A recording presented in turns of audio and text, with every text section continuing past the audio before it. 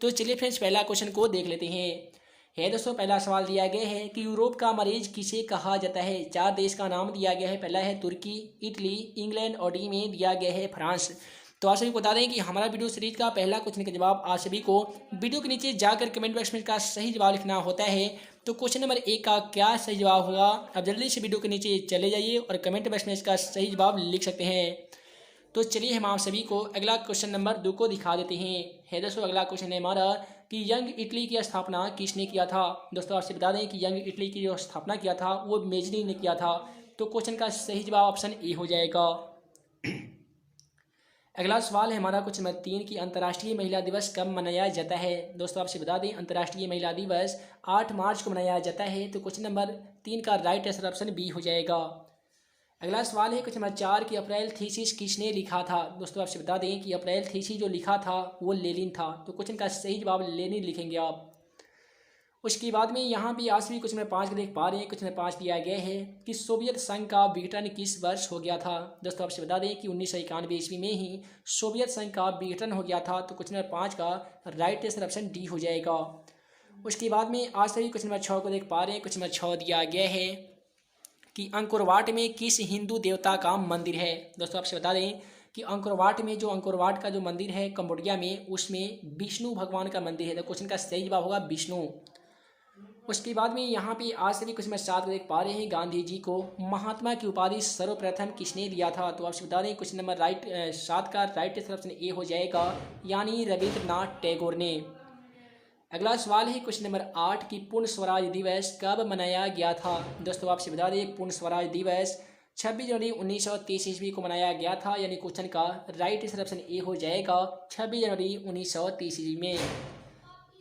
अगला सवाल है हमारा क्वेश्चन नंबर 9 की हीराकुंड परियोजना है, यानी हीरा जो कुंड परियोजना है, हीराकुंड परियोजना वो कौन सी नदी पे है। क्वेश्चन का राइट आंसर ऑप्शन ए हो जाएगा, यानी महानदी पर। हीराकुंड नदी घाटी परियोजना कहाँ है दोस्तों, तो महानदी पर स्थित है। अगला सवाल है हमारा क्वेश्चन नंबर 10 की गुरु गोविंद सिंह जी का जन्म किस नगर में हुआ था। दोस्तों आपसे बता दें गुरु गोविंद सिंह का जो जन्म हुआ था वह पटना जिला में हुआ था। तो क्वेश्चन नंबर 10 का राइट आंसर ऑप्शन बी हो जाएगा। उसके बाद में आज सभी कुछ नंबर 11 को देख पा रहे हैं। कुछ नंबर 11 दिया गया है कि ईस्ट इंडिया कंपनी भारत से अफीम का निर्यात किस देश को करती थी। दोस्तों आपसे बता दें ब्रिटिश ईस्ट इंडिया कंपनी जो थी वो भारत से अफीम का निर्यात चीन को करती थी। तो क्वेश्चन का राइट आंसर ऑप्शन बी हो जाएगा, यानी चीन। अगला सवाल है हमारा कि रूसो किस देश का दार्शनिक था। दोस्तों आपसे बता दें कि रूसो जो था वो किस देश का दार्शनिक था। तो क्वेश्चन नंबर 12 का राइट आंसर ऑप्शन ए हो जाएगा, यानी फ्रांस का। अगला सवाल है हमारा क्वेश्चन नंबर 13 है कि निम्नलिखित में से कौन सा नवीकरणीय संसाधन है। यहाँ पे 4 संसाधन का नाम दिया गया है और क्वेश्चन नंबर यहाँ पे 13 का राइट आंसर ऑप्शन सी हो जाएगा, यानी जल एक नवीकरणीय संसाधन है। अगला सवाल है क्वेश्चन नंबर 14 कि जामनगर तेल शोधा कारखाना किस राज्य में स्थित है। दोस्तों आपसे बता दें कि जामनगर तेल शोधा कारखाना जो है वो गुजरात में स्थित है। तो क्वेश्चन का राइट आंसर ऑप्शन ए हो जाएगा, यानी गुजरात। अगला सवाल है हमारा क्वेश्चन नंबर 15 है कि तारापुर विद्युत केंद्र कहाँ है। तारापुर जो विद्युत केंद्र है वो कहाँ पे है। तो क्वेश्चन नंबर 15 का राइट आंसर ऑप्शन बी हो जाएगा, यानी महाराष्ट्र में स्थित है। उसके बाद में आज सभी क्वेश्चन नंबर 16 को देख पा रहे हैं। क्वेश्चन नंबर 16 दिया गया है कि पर्यावरण संरक्षण हेतु पहला विश्व शिखर सम्मेलन कहाँ पे किया गया था। तो पर्यावरण संरक्षण हेतु पहला विश्व शिखर जो सम्मेलन किया गया था वो या इसके लिए आपको 4 ऑप्शन दिए गए हैं क्वेश्चन नंबर 16 के लिए। और क्वेश्चन नंबर 16 का राइट आंसर हो जाएगा स्टॉकहोम, क्योंकि पर्यावरण संरक्षण हेतु जो विश्व में पहला शिखर सम्मेलन किया गया था वो स्टॉकहोम में किया गया था। तो क्वेश्चन नंबर 16 का राइट आंसर ऑप्शन ए हो जाएगा। उसके बाद में अगला सवाल आपसे कुछ नंबर 17 को देख पा रहे हैं। कुछ नंबर 17 दिया गया है 1992 ईस्वी में पृथ्वी सम्मेलन कहाँ हुआ था। यहाँ पे 4 ऑप्शन दिया गया है। इसी प्रकार से अपने मेडिक एग्जाम में भी अवसर रहेंगे ढाका, कोलंबो, बेजिंग और डी में दिया गया है रियो डी जनेरियो। तो आपसे बता दें कि 1992 ईस्वी में प्रथम पृथ्वी सम्मेलन जो किया गया था वो रियो डी जनेरियो में किया गया था। तो क्वेश्चन का राइट आंसर ऑप्शन डी हो जाएगा, रियो डी जनेरियो। उसके बाद में आज भी यहाँ पे क्वेश्चन नंबर 18 को देख पा रहे हैं। क्वेश्चन नंबर 18 दिया गया है कि भारत में कोयले का सर्वप्रमुख उत्पादक राज्य कौन सा है। भारत का कौन सा राज्य है जो कोयले के उत्पादन में सबसे सर्वप्रमुख है, सबसे अग्रणी है, सबसे आगे है। तो क्वेश्चन नंबर 18 का राइट आंसर ऑप्शन ए हो जाएगा, यानी उड़ीसा। क्या दोस्तों उड़ीसा सही जवाब है या झारखंड है, आप हमें कमेंट के द्वारा बता सकते हैं। अगला सवाल है क्वेश्चन नंबर 19 की भारत में सर्व प्रमुख चावल उत्पादक राज्य कौन सा है, यानी भारत में कौन सा राज्य है जो चावल उत्पादन में सबसे आगे है, तो वह राज्य है दोस्तों पश्चिम बंगाल। क्वेश्चन का राइट आंसर ऑप्शन ए हो जाएगा, यानी पश्चिम बंगाल। अगला सवाल है भारत में रेडियो का पहला प्रसारण किस वर्ष हुआ था। दोस्तों आपसे बता दें कि भारत में रेडियो का जो पहला प्रसारण हुआ था वो 1923 ईस्वी में हुआ था। क्वेश्चन का राइट आंसर 1923 हो जाएगा। उसके बाद में अगला सवाल है हमारा कि भारत में हरित क्रांति की शुरुआत कब हुई थी। दोस्तों आपसे बता दें कि भारत में हरित क्रांति की जो शुरुआत हुई थी वह हुई थी 1967 ईस्वी में। तो क्वेश्चन का राइट आंसर 1967 हो जाएगा। अगला सवाल है हमारा कि सूती कपड़ा उद्योग का कच्चा माल क्या है। दोस्तों आपसे बता दें कि सूती कपड़ा उद्योग का कच्चा जो माल है वो कपास है, यानी क्वेश्चन का राइट आंसर ऑप्शन बी हो जाएगा, यानी कपास।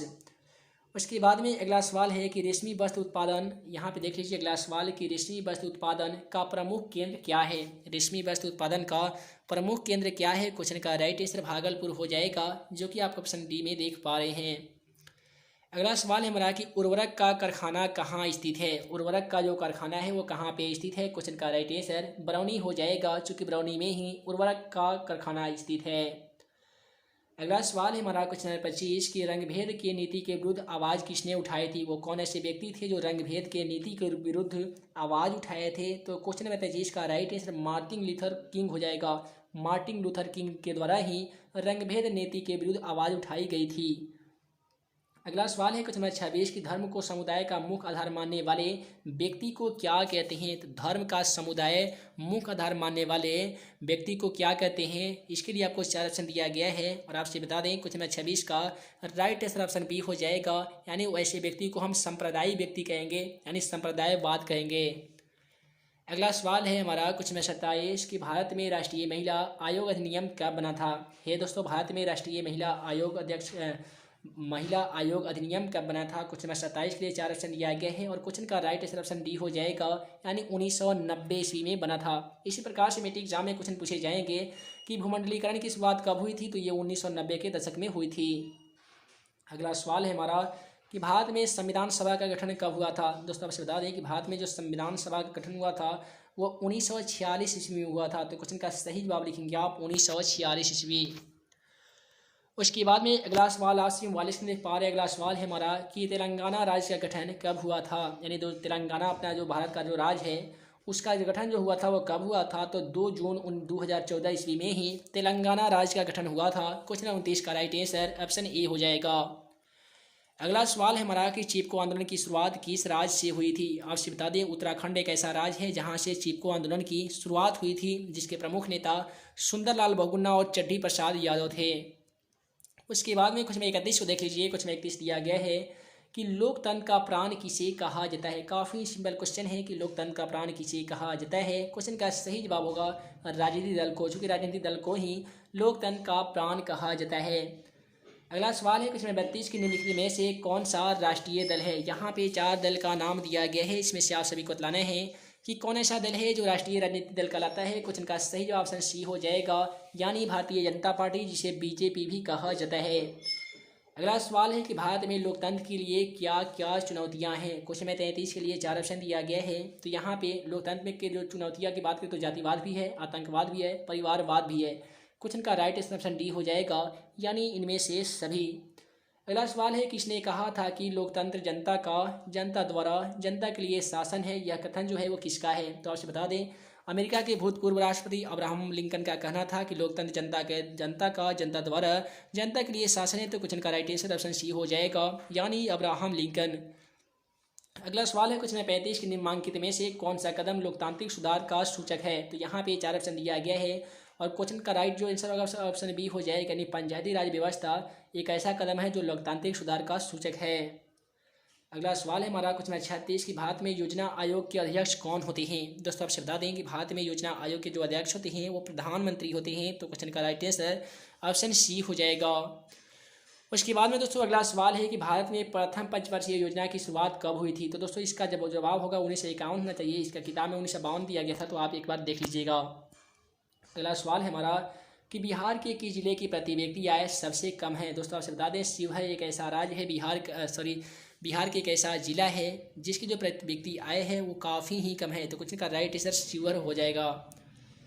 अगला क्वेश्चन है हमारा कि आधुनिक युग की प्रगति का श्रेय मुद्रा को ही है, यह कथन किसका है। तो दोस्तों आपसे बता दें, आधुनिक युग की प्रगति का श्रेय मुद्रा को ही है, यह कथन जो है वो जॉन मार्शल का है। तो क्वेश्चन का सही जवाब मार्शल हो जाएगा। अगला क्वेश्चन है कि बांग्लादेश के मुद्रा का क्या नाम है। दोस्तों आपसे बता दें, बांग्लादेश के मुद्रा का नाम टका है। क्वेश्चन का राइट आंसर ऑप्शन डी लिखेंगे। अगला क्वेश्चन है हमारा कि भारत में सहकारिता आंदोलन की शुरुआत कब हुई थी। तो दोस्तों आपसे बता दें कि भारत में सहकारिता के आंदोलन की जो शुरुआत हुई थी वो 1904 ईस्वी में हुई थी। क्वेश्चन का राइट आंसर 1904 ईस्वी, यानी आपका ऑप्शन सी बिल्कुल सही जवाब है। अगला सवाल है क्वेश्चन 42 में कि भारत में कितने राष्ट्रीयकृत बैंक है। तो आपसे बता दें, भारत में कुल 19 राष्ट्रीयकृत बैंक है, यानी क्वेश्चन का राइट आंसर ऑप्शन बी हो जाएगा, यानी 19। उसके बाद में यहाँ पे क्वेश्चन 43 काफ़ी सिंपल दिया गया है कि मानव की न्यूनतम आवश्यकता क्या है, यानी मानव की कम से कम जो आवश्यकताएं हैं वो क्या है। तो वह है रोटी, कपड़ा और मकान, यानी क्वेश्चन का राइट आंसर रोटी, कपड़ा और मकान हो जाएगा। अगला सवाल यहाँ पे आखिरी क्वेश्चन 44 को देख पा रहे हैं। क्वेश्चन 44 दिया गया है कि इनमें कौन पूर्णतः सरकारी सेवा है। यहाँ पे 4 सेवा का नाम दिया गया है, जो इसमें से बात को बताना है कि कौन सा सेवा है जो पूर्णतः सरकारी सेवा है। क्वेश्चन का सही जवाब आप लिखेंगे सैन्य सेवा, क्योंकि सैन्य सेवा एक पूर्णतः सरकारी सेवा है। उसके बाद में अगला सवाल है हमारा कि भारत सरकार ने सूचना का अधिकार अधिनियम कब पारित किया जाता है। दोस्तों आप बता दें कि सूचना के अधिकार आंदोलन की जो शुरुआत हुई थी वो राजस्थान से हुई थी। कब हुई थी? तो 2005 ईस्वी में। क्वेश्चन का राइट आंसर 2005 लिखेंगे आप, यानी आपका ऑप्शन ए बिल्कुल सही जवाब है। अगला सवाल है हमारा क्वेश्चन 46। क्वेश्चन 46 या कमेटी एग्जाम के लिए काफ़ी इंपोर्टेंट है। क्वेश्चन 46 दिया गया है कि सुनामी शब्द किस भाषा से लिया गया है। ये दोस्तों आपसे बता दें, सुनामी शब्द जो लिया गया है वो जापानी भाषा से लिया गया है। क्वेश्चन का सही जवाब लिखेंगे आप ऑप्शन डी, यानी जापानी भाषा। अगला सवाल है हमारा कि निम्नलिखित में से कौन सा प्राकृतिक आपदा है। देखिए, बम विस्फोट तो ये कौन सी घटना है दोस्तों? मानवकृत आपदा है। भूकंप एक प्राकृतिक है, युद्ध एक मानवकृत है। क्वेश्चन का सही जवाब लिखेंगे आप भूकंप, चूंकि भूकंप एक प्राकृतिक घटना है। उसके बाद में आज भी क्वेश्चन 48 को देख पा रहे हैं। क्वेश्चन 48 दिया गया है, मलबे के नीचे दबे हुए लोगों को पता लगाने के लिए किस यंत्र की मदद ली जाती है। क्वेश्चन का राइट आंसर इंफ्रारेड कैमरा हो जाएगा, यानी आपका ऑप्शन सी बिल्कुल सही जवाब है। दोस्तों हम जल्द एक वीडियो लाएंगे जिसमें आप सभी को ऑब्जेक्टिव तथा सब्जेक्टिव क्वेश्चन का जो सॉल्यूशन है वो क्लियर कर दिया जाएगा। उम्मीद है कि आप सभी को वीडियो पसंद आया हो। दोस्तों वीडियो पसंद आया हो तो वीडियो को लाइक करें, अपने दोस्तों में शेयर करें। ऐसे ही नए नए वीडियो